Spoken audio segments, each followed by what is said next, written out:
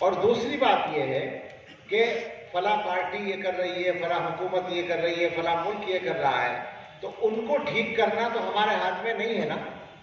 تو ہم ایسے کام کی فکر میں کیوں پڑیں جو ہم کر نہیں سکتے؟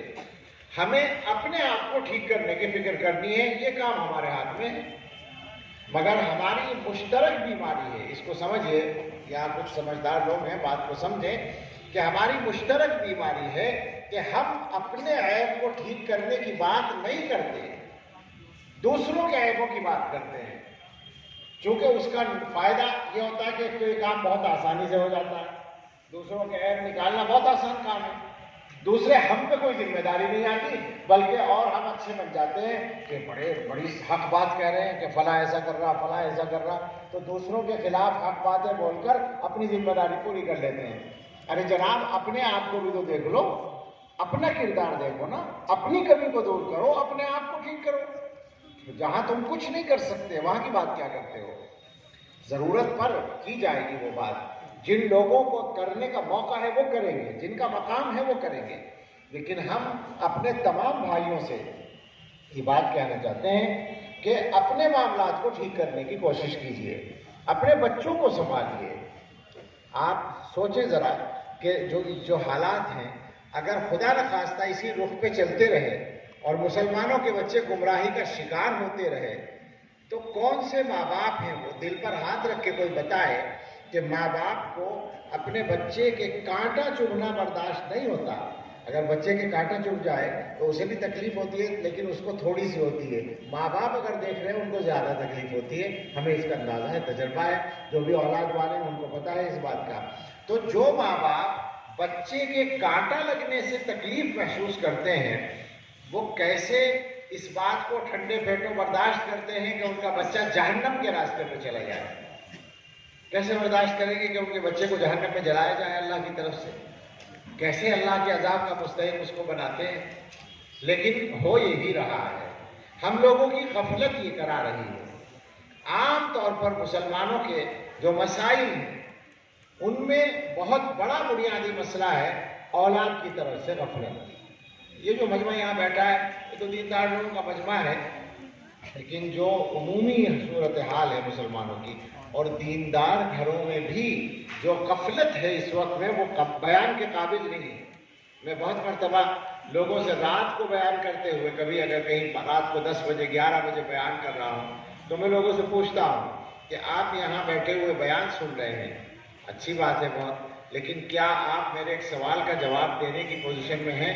میں یہ پوچھتا ہوں کہ جو لوگ یہاں بیٹھے ہیں ان میں سے جس کے گھر میں 15 سے 25 سال کے درمیان کا کوئی بیٹا ہے، یعنی بالغ لڑکا ہے جس کی شادی نہیں ہوئی، عام طور پہ ہمارے یہاں اس کے آس پاس ہوتی، بالغ ہے شادی نہیں ہوئی، ایسا لڑکا جس کے گھر میں بھی ہے، تو بتا سکتے ہیں کہ وہ اس وقت کہاں ہے اور کیا کر رہا ہے؟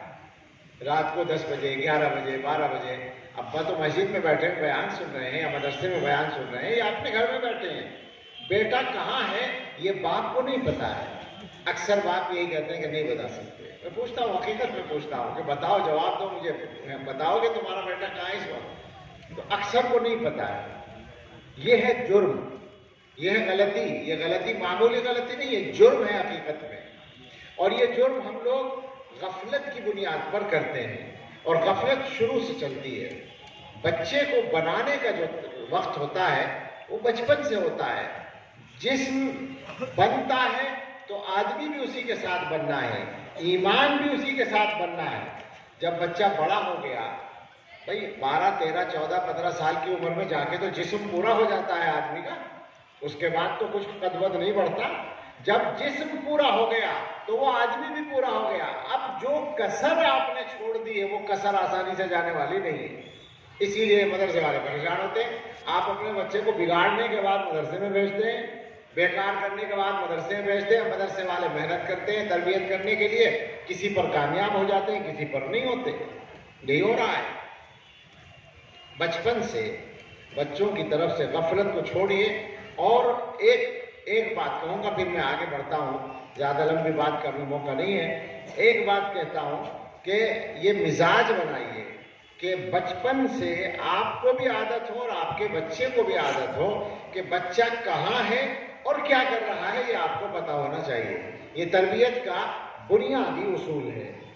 اب ہوتا کیا ہے کہ یہ 5-7 سال کے، 8 سال کے، 10 سال کے بچے گلی میں جا کر کھیلتے ہیں، محلے میں اپنے گھر سے نکل کر، ماں باپ مطمئن رہتے ہیں کہ بچہ تو گلی میں کھیل رہا ہوگا، لیکن وہ بچہ گلی میں کھیلتا کھیلتا 12 سال کا ہو گیا، 14 سال کا ہو گیا، 15 سال کا ہو گیا، اب اس کی دوستیاں ہو جاتی ہیں اور اس کے بعد وہ غلط جگہوں پر جانے والا بن جاتا ہے۔